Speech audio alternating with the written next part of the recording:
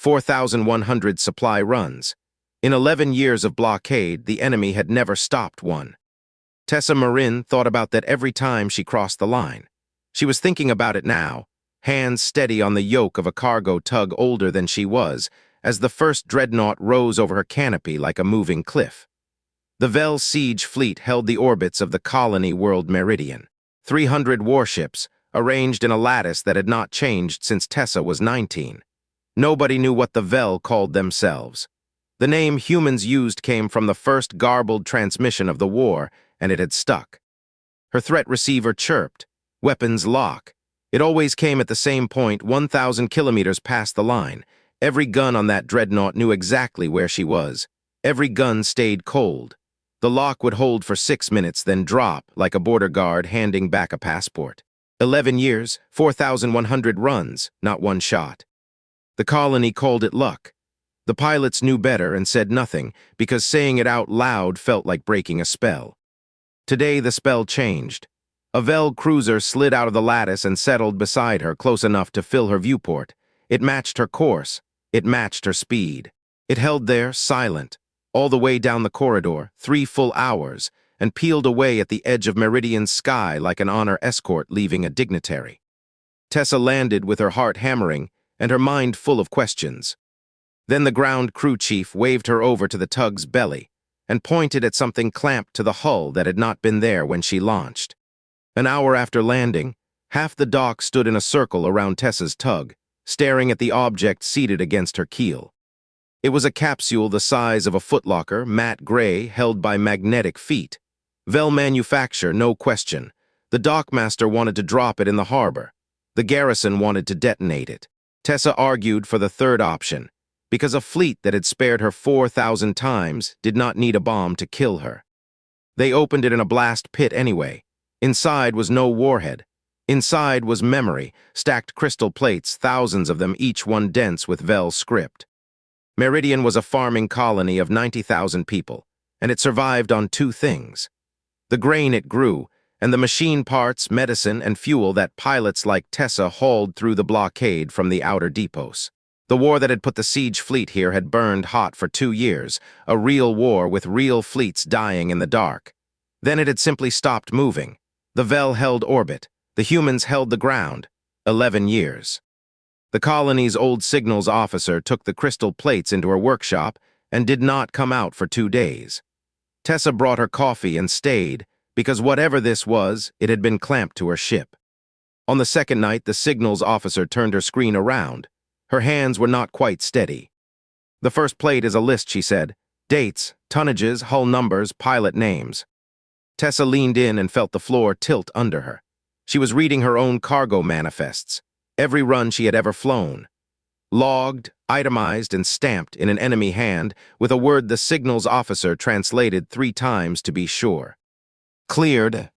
2 days later, in the signals workshop, Tessa learned that everything the colony believed about its own survival was wrong. The stakes had never been higher. Word had just arrived on the relay. Earth was finally coming. A relief armada, the first one humanity had ever been strong enough to send, would reach Meridian in 90 days to break the siege. The streets outside were full of singing. 11 years of endurance and rescue at last. If anyone still cared about a box of enemy records, they did not show it. The signals officer cared. She had decoded a third of the plates, and the picture they made kept her awake. The records covered all 11 years, every human supply run ever flown. 4,100 entries, each one stamped cleared, each clearance signed by a Vel gunnery officer. This was not surveillance. This was procedure. The blockade had been letting the colony's lifeline through deliberately, formally, from the first month to now. Somewhere in orbit, an enemy fleet kept books on its own mercy. There was more written small in the margins of the later years. Fleet stores, ration allocations. The signals officer had cross-checked the figures twice. The numbers shrank year over year, steady as erosion. Whatever the Vel fleet was living on, there was less of it every season. "Why give us this?" Tessa asked. "Why now?" The signals officer pulled up the final plate, the one that had stopped her cold at 3 in the morning. It was short. It carried official seals. It was dated 4 years ago. It was the order ending the war. The two women sat in silence, listening to the colony celebrate a rescue from a siege that, on paper, had been over for 4 years. That week in the workshop, the last plates gave up their secrets and the mystery grew teeth. The armistice order was genuine. The signals officer verified its seals against captured wartime traffic. 4 years ago, the Velhome government had signed a peace with Earth's outer authorities, a quiet, face-saving document that neither side had ever announced this far out. The order recalled all Vel fleets. Every squadron on the frontier had acknowledged and gone home. Every squadron except this one. 300 dreadnoughts had acknowledged the order, logged it, and stayed exactly where they were, keeping a siege that no longer existed, sparing ships they were no longer at war with. Deeper in the capsule were older records, and one of them explained the blockade's strange gentleness. It was a court-martial file from the first year of the war. A Vel battery commander had fired on a human grain ship. His own admiral had stripped him of rank within a day. The charge translated as waging war upon the Fed. The signals officer rendered the underlying law in plain words. Soldiers fight soldiers, and civilians eat, and any officer who starves a settlement has no honor a fleet is required to recognize. 11 years of weapons locks that never fired. Not luck, law.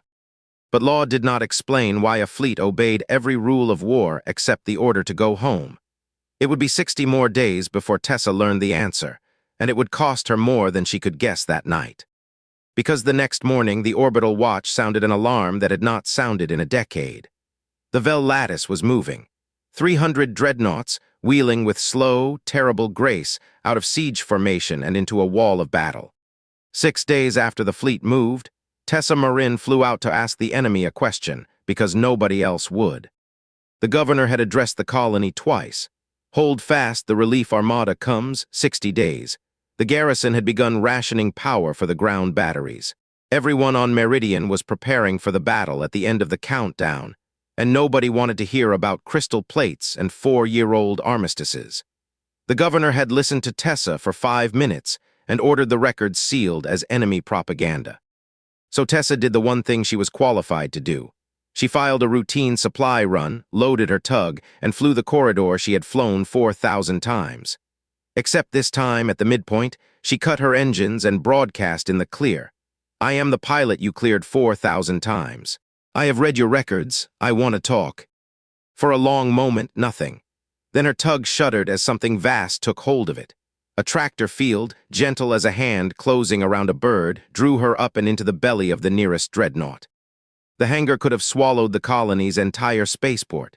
Rank upon rank of shuttles and cutters stood in perfect order, and everywhere that same strange stillness she knew from the weapons locks. Discipline like held breath. The Vel were tall and gray-mantled and moved like herons. A soldier escort walked her through kilometers of quiet corridor, past crew who stopped and watched her pass, until a hatch opened onto a bridge overlooking the stars. An old Vel stood there, mantle gone pale at the edges, insignia worn smooth. Pilot Marin, the translator on his collar, said, "Run 4102, you are cleared." He knew her name, he knew her number. They all did. On the bridge of the enemy flagship, over cups of something warm that his stewards were visibly proud of, the old commander told Tessa Marin the truth. His fleet could not go home. The route they had come by, the deep space corridor their empire had folded open for the invasion, had collapsed in the war's second year, taking their supply line with it. Going home the long way meant 400 years of drifting. The armistice order had reached them 4 years ago, and it might as well have ordered them to walk on the sun. A stranded fleet, he said, is a terrible thing.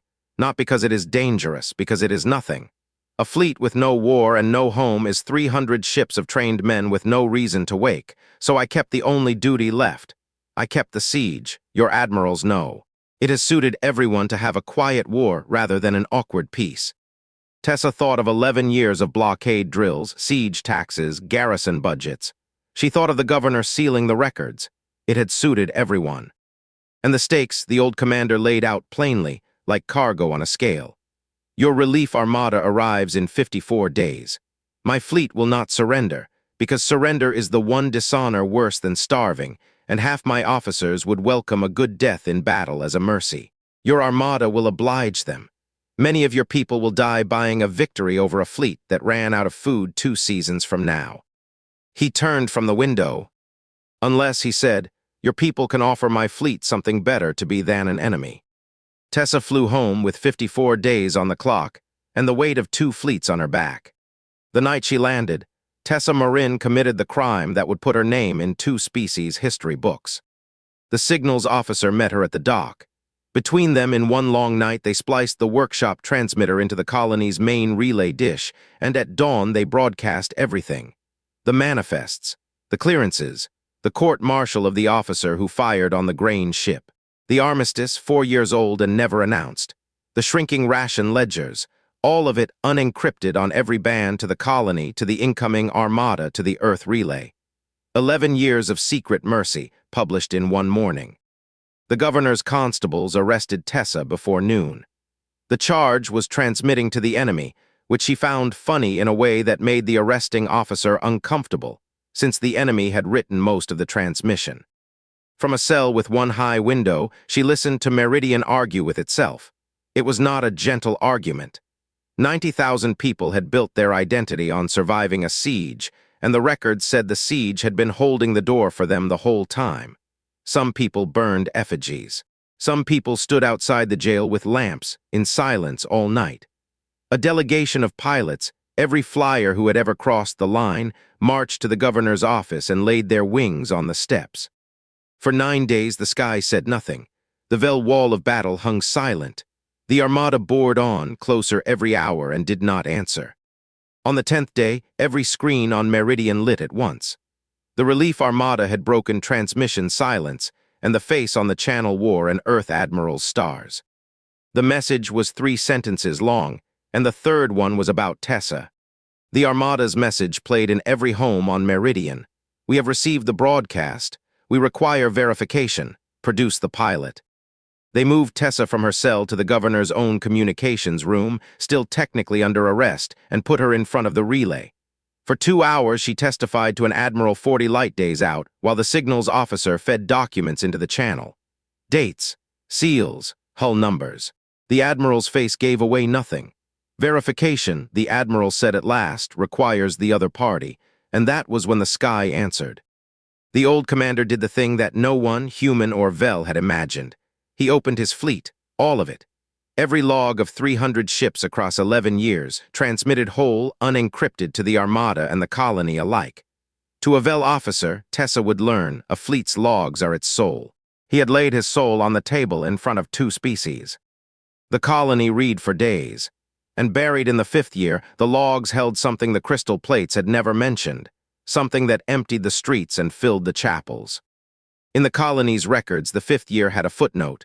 A meteor storm in the outer system, some satellites lost. The Vel logs told it differently. A raider clan, 31 heavy hulls, had come for Meridian that year, drawn by an undefended farming world. The siege fleet had met them in the dark beyond the moons and fought a 2-day battle the colony slept through. 19 Vel dreadnoughts died there.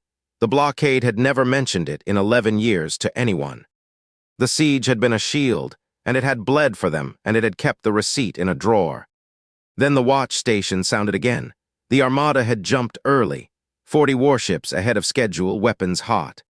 On the last morning, 2 fleets faced each other across Meridian's sky, and one small tug sat fueled on the dock between them.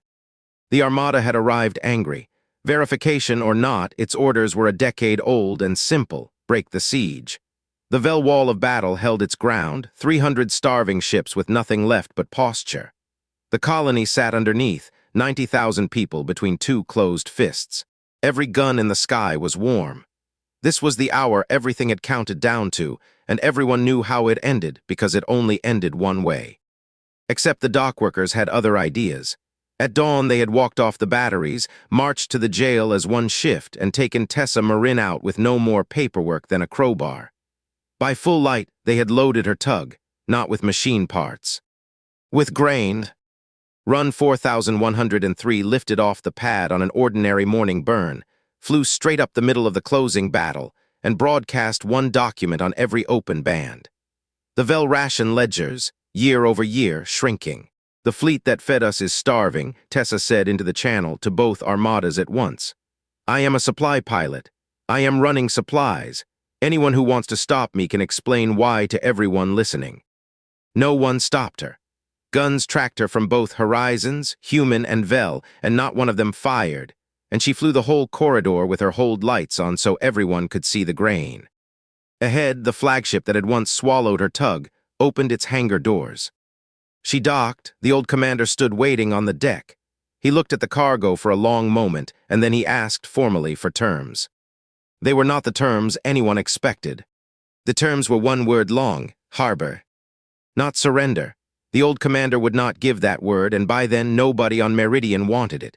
What his fleet asked for was port rights, repair berths, soil under their supply line, a place to be something other than a monument to a collapsed road home. It took the diplomats a year to write down what the colony decided in an afternoon.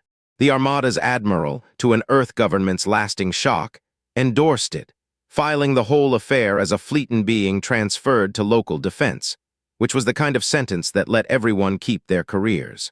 300 dreadnoughts came down the gravity well one squadron at a time, and Meridian's dry docks filled with human welders working alongside gray-mantled engineers who checked every weld twice. The war that had officially ended 4 years earlier now ended in fact. Earth gained its first alien allies, not through a treaty summit, but through 4,100 cargo runs and one act of open books. Years later, Tessa Marin flew run number 5,000. The tug was new. The co-pilot was Vel, a young gunnery officer's daughter who checked the weather twice, the way her people checked everything twice. Above them, the old dreadnoughts held their same patient lattice, keeping watch over the world they had once besieged, lights burning down every kilometer of their hulls. Schoolchildren on Meridian learned 2 alphabets now, and 1 sum. In 11 years, the blockade never stopped a single ship. It was never trying to. It was keeping station on the only door it had left, waiting with a soldier's patience for someone on the other side to open it. Tessa thinks about that every time she crosses the line. The lock still comes at 1,000 kilometers. It feels like a hand raised in greeting now. It always did. If this story stayed with you, subscribe. A new one leaves Earth every day.